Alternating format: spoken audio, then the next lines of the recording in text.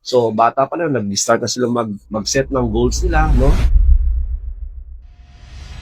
May mga nagme-message sa akin kasi dito, no, habang nagkukwentuhan tayo. So, sabi nga nila, you can't build more land, but you can build more dreams on the land you own. Yan. Especially if you're dreaming about having your own vacation house with your family. So just imagine if you have kids growing na meron silang sinasabi sa mga friends nila and classmates nila na, we had a vacation doon sa resort namin, yabang, di ba? Doon sa Camaya Coast. So iba kasi yung dating ng mga bata, no, na lumalaki na meron silang binabalik-balikan na isang vacation house, no. It's not only a retreat for them, but also it becomes an inspiration na nakikita nila na tumataas yung level ng kanilang pagbabakasyon, no, or yung ginagawa ng parents sila, mas na-appreciate nila. And kadalasan, ano nangyayari, mas na-inspire yung mga bata. So, nag-aaral sila maigi. So, bata pa lang, nag-start na sila mag-set ng goals nila, no? So, baka umpisa niyan, Kamaya lang ang